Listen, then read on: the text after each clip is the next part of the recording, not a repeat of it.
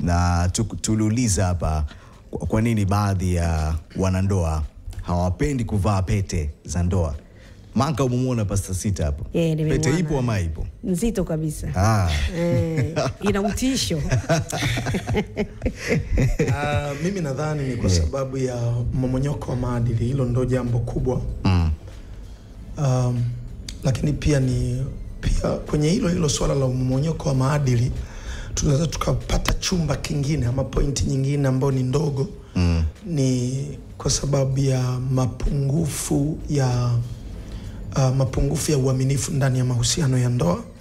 Lakini kuna chumba kingine tunaweza tukakipata hapo, ni elimu ndogo ya matumizi ya alama katika ulimwengu wa roho. Yes, kwa sababu pete kama pete si tu unapokuwa umeivaa mwilini. Lakini ile ni utambulisho katika ulimwengu wa roho, kwa sababu alama huwa ni kitu ambacho kinatambulisha, kinaweza kikawa kimebeba title yako kwenye ulimwengu wa roho. Yes. Kama mwanandoa labda. Kama mwanandoa, lakini pia unajua ndoa ina ukubwa fulani. Ndoa inakukuza. Manake especially kwa mwanaume, ukishakuwa wewe una ndoa tayari unatambulika kwamba kuna mtu yuko chini yako. Unajua kwa mwanaume ukiwa umeoa unatambulika kwamba kuna mtu yuko chini yako. Yes. Alright. So, Manka, unataka kuongeza hicho? Ameongea kuhusu alama. Nimeshazoea alama walemavu wasioona. Sasa akisema alama, watu wanashindwa kujua. Alama kwenye maisha tunayoishi, alama ni lugha kuu kuliko lugha zote. Na tunapozungumza alama na ishara, sign and token, tunazungumzia the universal language, ni lugha ya ulimwengu.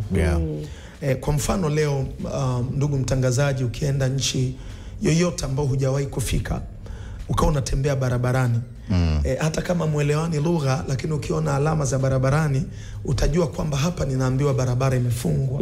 Kama unaendesha chombo cha usafiri labda utajua hapa natakiwa kukata kushoto, hapa naruhusiwa mimi. Kwa alama ni lugha ambayo inazungumzika kote, lakini hata kwenye ulimwengu wa roho alama na ishara ni lugha kuu.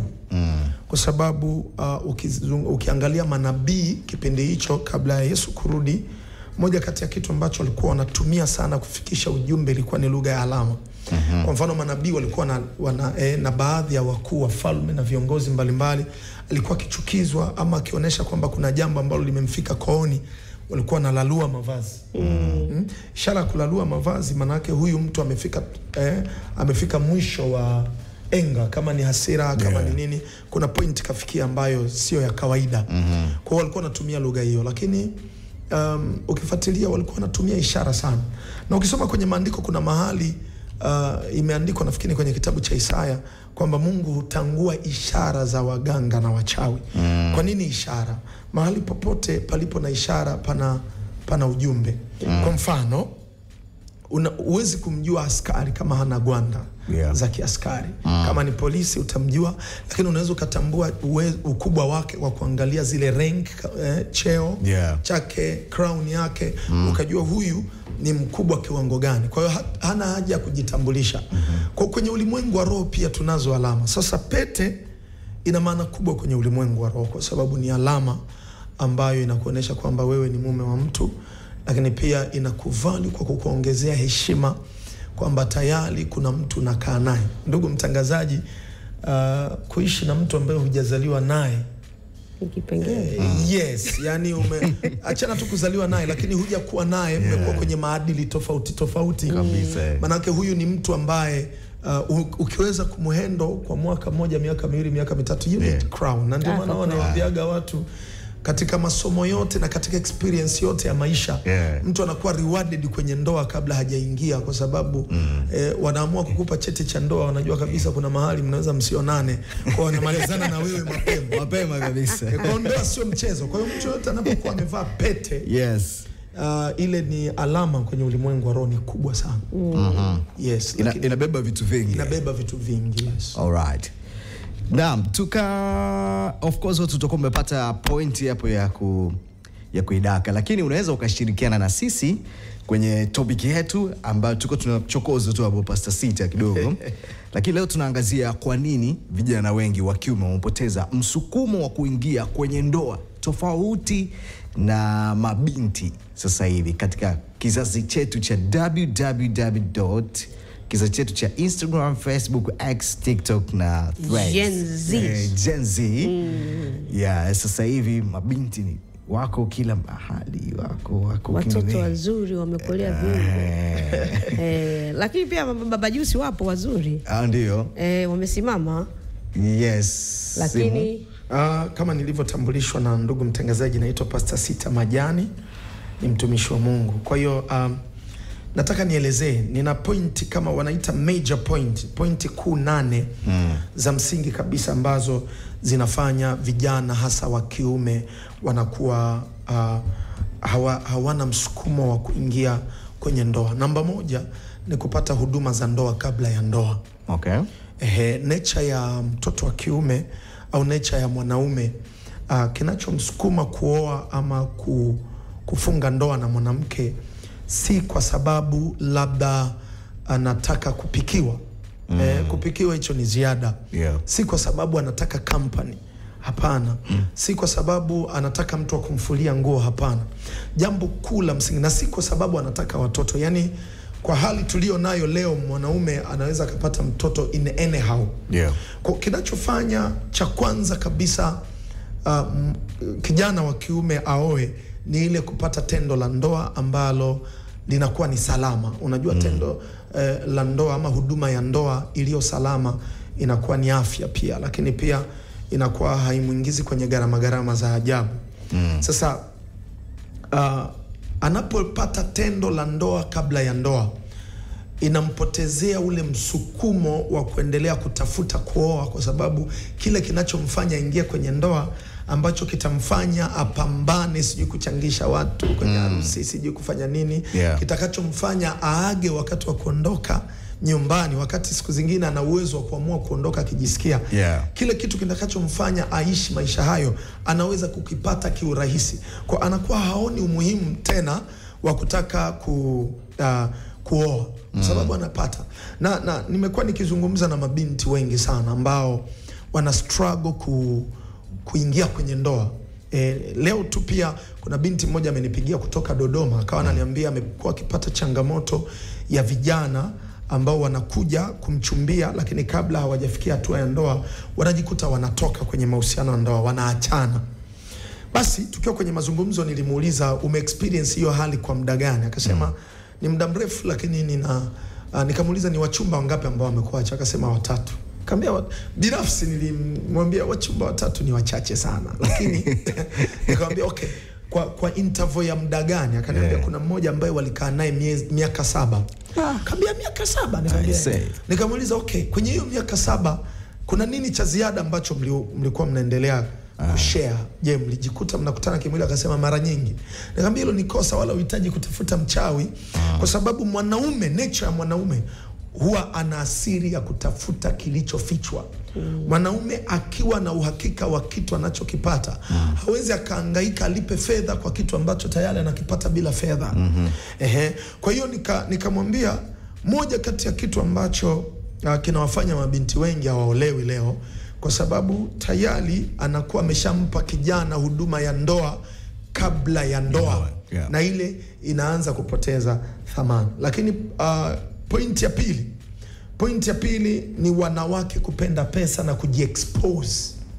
Sasa hii imewafanya vijana wengi wawe waoga, waamue kutafuta fedha kwanza ili waje muhendo mwanamke, kwa sababu wanajiexpose sana. Yes, kwamba mimi bila, huna fedha, huna gari, huna nyumba, unajua ukiangalia wazazi wetu namna walivyowaoa mama zetu ni kwamba waliwaoa kwenye mazingira ambayo walianza kukaa chumba kimoja.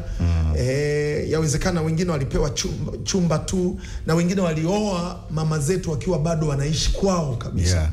Asilimia kubwa walioa akiwa bado wanaishi kwao, na wakaanza kufight na hatimaye wakatoka wakaanza kulala chini pamoja. Lakini mwanamke wa leo, asilimia kubwa ya mabinti wanataka mwanaume ambaye tayari ameshakuwa ni yani hawataki mtu ambaye anakuja waje wamchakate wamtengeneze awe mwanaume. Wanataka mtu awe ameshakuwa mwanaume aliyekamilika kwa amejitengeneza mwenyewe. Amejitosheleza. Yes, kuna mabinti ambao wanakuwekea kabisa tenzi zao. Yes, anakuwa na criteria za kwake. Anakuambia mimi kama hana fedha, hawezi kunipa mahali pazuri pa kulala, hana nyumba, hana gari, siwezi. Umeelewa? Na mwingine kuna mtumishi mmoja aliwahi kunifuata, anapita kwenye changamoto, anasema kuna binti mmoja ambaye alikuwa amempenda sana.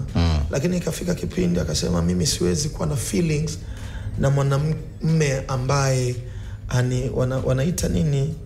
Ani pet. Kuna lugha fulani wanatumia kuna lugha fulani wanatumia mabinti vijana siku hizi. Yani kama huna hela, how can I have feeling with you? I'm spoiled. Yes. Uko sawa. Wanajua lugha zao. Anasema mimi mwanaume yoyote asiye ni spoiled, siwezi kuwa na feeling naye. Umeelewa? Sasa na anavyomaanisha kuwa spoiled ni fedha. Kabisa. Sasa wanaume wengi wamekuwa wahanga, vijana wengi wamekuwa wahanga, na vijana wengi sikufichi wanashindwa kuwafata wanawake wa ndoto zao. Unajua kila mtu ana mwanamke wake kichwani ambaye amemframe kwa namna yake. Kwa wanakuwa waoga kwa sababu wanajua type hii ya wanawake ni mpaka uwe na fedha. Kwa vijana wengi wanajikuta sasa wanatumia nguvu kubwa kutafuta fedha kwanza kabla hawajaingia kwenye mahusiano. Point ya 3 ni uoga wa kukosea. Yes, vijana wengi wamekuwa framed na jamii ya nje kuliko kanisa. Kanisa linakuambia kwamba apataye mke amejipatia chombo kipya kabisa. Amejipatia kitu kizuri, naye amepata kibali kwa Bwana. Lakini mtaani wanakuambia kosea kunyoa, usikosee kuoa. Ila mtaani kuna maneno fulani. Kwa mtaani wanasema kosea kunyoa, usikosee kuoa. Kwa kijana anaogopa kukosea. Kwa hiyo mpaka anaingia, kwa hiyo anakuwa ni mtu wa kuchagua mno mpaka ajihakikishie. Kwa hiyo anakosea, anaogopa kukosea kwa. Na jamii haikwambii kosea kuolewa, wanakwambia kosea kuoa. Kwa hiyo mhanga wa ndoa anaonekana ni mwanaume kuliko mwanamke. Na pointi ya 4 ni kupanda kwa gharama ya maisha na ushindani wa maendeleo. Yes. Ushindani wa maendeleo. Kupanda kwa gharama ya maisha na ushindani wa maendeleo. Huku kumewafanya vijana wengi wa kiume kuogopa kuoa kwa sababu wanajua akishaoa atapata mtoto. Akishapata mtoto, asilimia kubwa leo ushindani wa maisha uliopo ni kwamba tunapokuja kwenye malezi ya yule mtoto. Kuna watoto siku hizi wanasomeshwa shule za gharama ambazo mpaka unaangalia mzazi haafodi, yani stress tupu, lakini ushindani, yani mtu anaogopa. Unajua na hii ndio imepelekea leo watu wengi wanaogopa hata kuzaa. Yani moja kati ya baraka ni kwambia mtumishi wa Mungu John, ni kwamba one of the blessings kwenye taifa ni watu kuzaa sana. Ni watu kuzaa sana. Lakini leo watu wanaogopa hata kuzaa. Yani mtu anayezaa sana anaonekana huyu ni mjinga, hana elimu na ni maskini. Lakini tukiangalia taifa kama Israel, Mungu aliwapa uzao wa karibu na wa haraka. Na walikuwa kizaana sana wakiwa bado wako utumwani Misri, na hii ilipelekea lile taifa kugrow kwa haraka ikiwa ndani ya utumwa. Mpaka ikafika kipindi Farao akawa anatafuta mbinu za kuwadhoofisha. Sasa basi tukiangalia nchi kama China leo, tunaweza tukasema China ni super power. Ni moja kati ya nchi ambazo tunaweza tukasema ni super power. Lakini ukiangalia kilichowafanya wawe super power ni population. Ni watu wengi. Kwa hiyo wana kitu kinaitwa cheap labor, wana wafanyakazi ambao wengi wanaweza kufanya, yani sio kama naeleweka, wana uzalishaji mkubwa kwa haraka kwa sababu wana nguvu kazi. Nguvu kazi. Na ndio maana nchi kama China leo ina uwezo wa kuuza chochote nchi yoyote. Sasa taifa lolote lenye baraka ni lenye kuzaa. Lakini leo vijana wanaogopa kuoa kwa sababu akishaoa labda ana chumba kimoja, anajua mtoto. Akishakuja mtoto, ushindani wa maisha, mtoto anatakiwa asome shule ya milioni 5, milioni 6. Sawa? Lakini pia wanahitaji kuvaa, wanahitaji nyumba nzuri na nini. Sasa kupanda kwa gharama za maisha pamoja na ushindani na maendeleo umewafanya watu wasitamani kuoa haraka. Kijana anaona bala niwe na gari kwanza. Mwingine anajua nikishaoa sasa hivi mimi kupata gari tena sitoweza. Kujenga itakuwa kazi. Itakuwa ni changamoto. Yes, kwa hiyo vijana wamekuwa waoga. Pointi ya 5, hii ni kwa wanawake na mabinti, ni wanaharakati wana mwanamke ndani ya ndoa. Yes, wanaharakati ndani ya ndoa. Superwoman, kumempower mwanamke. Wanawake wengi wametoka kwenye kusudi kibiblia. Wanawake wengi mpaka waliookoka sasa hivi ni freedom fighter ndani ya ndoa. Umeelewa? Yani mwanamke anataka kuwa kama 50-50 inaingia hapo. Kila mtu anatafuta. Yes, unatoka na mimi natoka. Yes, ni bora kutafuta, lakini kuna ile hali ya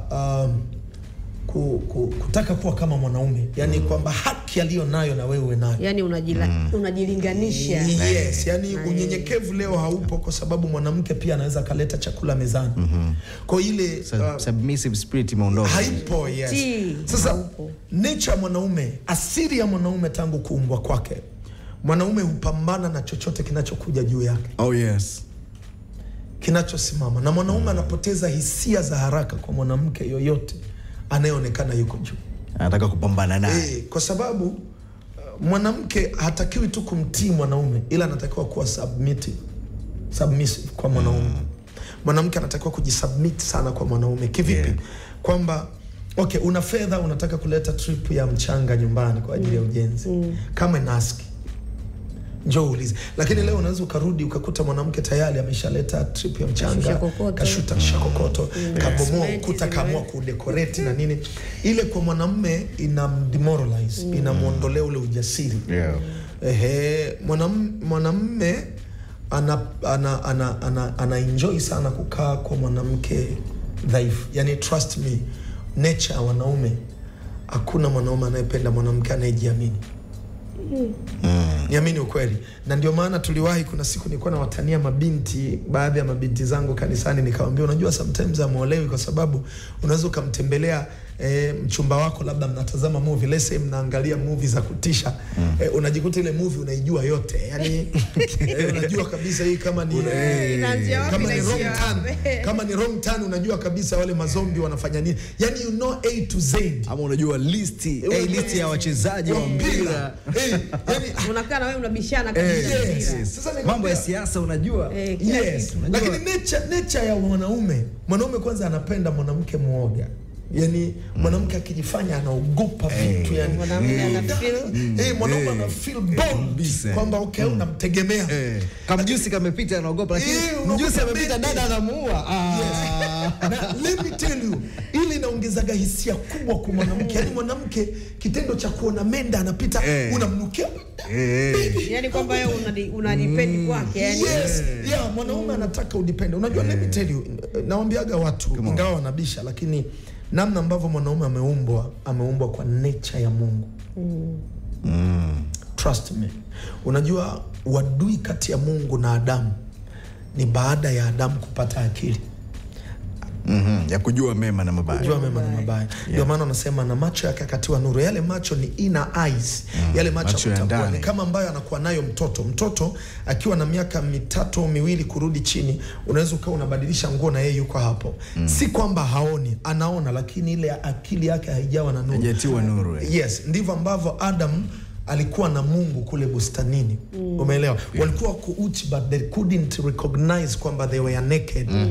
Sasa after being enlightened, walivyotiwa nuru akili zao, ndo wakadiscover kwamba walikuwa uchi. Umeelewa? Kwa bato kati ya mwanadamu na Mungu ni mwanadamu kujitegemea. Mungu hakutaka mwanadamu ajitegemea hata kidogo. Na ndio maana Mithali, ukisoma kwenye Mithali 6, Mithali 3 mstari wa 5 na wa 6, kuna mahali anasema katika njia zako zote umkiri yeye, na umtegemee Bwana, usije ukazitegemea akili zako. Manake bato kati ya mwanadamu na Mungu wake ni baada ya mwanadamu kuanza kutegemea akili. Yes. Yani trust me, wenye akili nyingi hawamwamini Mungu. Ndio maana fuatilia, siwasemi vibaya, lakini wana science na madaktari wakubwa ambao wanatembea na fakti. Wale wanaamini kwenye uhalisia kuliko kuamini kwenye ukweli. Unajua uhalisia sio ukweli. Ukweli unatoka kwa Mungu tu. Ingawa uhalisia unaweza ukaonekana nje. Sasa pale ambapo mwanadamu alipoanza kujitegemea, aliacha kujisubmit kwa Mungu kwa sababu anazo akili, kwa sababu anaweza kuchakata. Na ndio maana angalia hata mahusiano baina ya mtoto na mahusiano baina ya mtoto na nani? Na mama yake au na baba yake. Mtoto mdogo anamwamini sana mama yake anaweza kuprovide kila kitu. Anamwamini baba yake anaweza kuprovide kila kitu. Nina mtoto wangu anaitwa God's Power na miaka 3. Anaweza kaona ndege inapita, akaniambia baba utaninunulia ndege. Anaamini asilimia nini? Kwamba daddy wake anaweza kumnunulia. Baba yake anaweza kumpa kila kitu. Na ndio maana sasa Yesu akasema mtu yote atakayepokea ufalme wa Mungu kama mmoja ya watoto hawa ataupata. Manake kusudi la Mungu kwenye maisha ya mwanadamu ni umtegemee kwa 100%. Na ndio maana nevertheless una mahusiano na Mungu kiwango gani, kama haumuombi huwezi kupata. Yes, na watoleaga watu mfano. Nilikuwa na maombi leo asubuhi saa 11, maombi ya dakika 15 waga nafanya kila siku. Nikawa nawaambia watu, unajua ukiangalia prodigal son pamoja na yule aliyebaki, mwana mpotevu na yule aliyebaki, yule mwana mpotevu alikuwa na akili kubwa kuliko aliyebaki. Kwa sababu huyu aliyeondoka alikuwa aliomba haki yake. Huyu alikuwa ni faithful, alikuwa mwaminifu, lakini hakuona kama kuna haja ya kutegemea na kuna haja ya kuomba. Mwanaume, nakwambia ukweli, mwanaume anatamani kuombwa. Anatamani kuombwa ruhusa. Unaenda kitchen party, unaenda vikoba, unaenda kwenye vikundi, unaenda ofisini, muombe ruhusa. Sasa shida ya wanawake, kwa sababu ana kazi leo, anatoa taarifa, haombi ruhusa. Anajiweza. Nauli afanyaje? Ana kila kitu. Yeye ni CEO kwenye kampuni fulani. Kwa ule wanaharakati umewaogopesha vijana, kwa sababu nature ya mwanaume huwa anaharibu chochote ambacho kinajiinua. Kwa vita inaanzia hapo. Naweza kuendelea? Alright, hold on. Yes. Sikilia hapo Pastor Sita. Amen. Ila anaweza kadondosha dakika point moja. Nidondoshe point moja. 1 minute. Okay. Tumemaliza wanaharakati, hii ni point ya 5. Namba 6 ni mmomonyoko wa maadili. Huu mmomonyoko wa maadili ni both side, kwa vijana wa kiume na vijana wa kike. Sasa nizungumzie kwa vijana wa kike. Vijana wa kike sasa hivi wameacha maadili ya Ukristo. Lakini pia maadili kama maadili ya Muafrika. Inazungumza maadili yetu kama Waafrika na maadili ya Kikristo. Nazungumzia kuanzia kwenye namna ambavyo wanavaa, namna ambavyo wana expose maisha yao. Na cha zaidi sasa hivi tuna kitu kinaitwa social media. Social media inaweza kaonesha side B ya maisha yako. Hata kama utaweza kupretend, lakini ni rahisi pia kujulikana ulikuwa unaishi vipi na nini. Hii kwa mmomonyoko wa maadili umepelekea vijana wengi wamekuwa waoga kuoa mabinti, kwa sababu sasa hivi hawaonekani wale ambao wanafanana na mama zao. Si unanielewa? Wamekuwa adimu. Kila kijana, unajua vijana especially nizungumzia kijana wa kiume. Kijana wa kiume anajua mwanamke wa starehe na anajua mwanamke, inazungumzia vijana secular. Tukiachana vijana wa kanisani. Anajua mwanamke wa starehe na anajua mwanamke wa kuoa. Ndio maana asilimia kubwa, msori kuzungumza hiki, asilimia kubwa ya wanawake wanaovaa shela leo ni wanawake ambao ukiwaangalia ni kama kawaida sana. Kwa nini? Kwa sababu hao ambao they look cute, wanakuwa wana hali ile ya kutokujiamini. I don't know ni nini kinawapata, lakini unakuta wanataka wana brag kwanza maisha, aina yao ya uvaaji, aina yao ya lifestyle yao, lakini pia na mambo mengine ambayo yanakuwa sio ya maadili. Wanajaribu kwenda na upepo wasionekane wa shamba.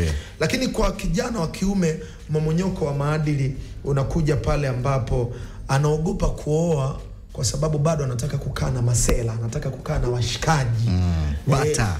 Kwa sababu ukishaoa, sikufichi mtumishi wa Mungu Pazia, unatakiwa uache baadhi ya vitu. Kuoa ni gharama. Kuoa na kuolewa ni gharama. Gharama mojawapo is to abandon some friends. ni lazima uwe tayari kuacha kundi fulani la watu. Nimependa hiyo. Na nitatamani tuje tuianzie hapo, kwa maana gharama gani ambazo kijana anatakiwa kuzilipa ama akioa ama kuolewa pia. Tunazungumza both sides. Amen. Binti anatakiwa aache nini na kijana anatakiwa aache nini, hasa kwa wale ambao tayari ni officially umeenda kutambulisha ama kutambulishwa. Dini vitu kutokea pale, vitu gani ambavyo unatakiwa kuviacha. Sawa, kuna pointi moja ambayo imebakia, Pastor Sita. Sasa anyway, tutaangalia kama kesho tunaweza tutapata nafasi ama Jumanne ijayo. Inaweza kazitaja. Hiyo ya kuvunjika kwa ndoa nafikiri ni next time. Yes. Next time. Sasa hivi ninaweza nikaelezea pia vijana kutokupata mafundisho ya ndoa. Yani, sisi kama watu wa makanisani, tuseme wachungaji, ifike wakati ni shauri kwa makanisa yote ya Kikristo, ifike wakati kuwe na ulazima wa kupitisha mafundisho ya ndoa, kwa sababu jamii za huko nje kwenye mambo ya kijamii, especially jando na jando walikuwa wanaita jando na unyago, sio? Makabila mengi yalikuwa yanawachukua vijana wakishafikia umri wa kuoa kuolewa, wanapelekwa kwenda kufundishwa. Kijana wa kiume anafundishwa, anamjua mwanamke vizuri, anajua hulka yake, anajua tabia yake vizuri, lakini anajua faida ya kuoa. Na wasichana ni hivyo, lakini leo tumebakisha kitchen party, na kitchen party inafundishwa siku moja. Umeona? Au mafundisho ya ndoa wanafundishwa wiki moja, wiki mbili kabla ya kuingia kwenye ndoa. Sasa hii inakuwa itoshelezi, lakini wakusanywe, ifike wakati zifunguliwe kempu za makanisa za kuwachukua vijana kwenda kuwafundisha tu mwezi mmoja kila mwaka au miezi miwili mitatu. Vijana wanapotea, wanaenda kufundishwa kama ambavyo watu wa duniani wanavyofundisha jando na unyago. Hii itasaidia namna kumjua mwanamke kwa mlengo wa kikanisa na kiimani, lakini kujua pia umuhimu wa ndoa. Kwa sababu vijana wanaogopa, lakini sikufichi mimi ni mmoja kati ya watu waliofanikiwa baada ya kuoa. Kabisa, kwa sababu mimi kabla sijaoa nilikuwa naishi maisha rafu sana, lakini baada ya kuoa leo ninakuwa muoga kwa ajili ya kuangalia kwamba kuna mtu ananitegemea. Familia. All right, thank you so much Pastor Sita.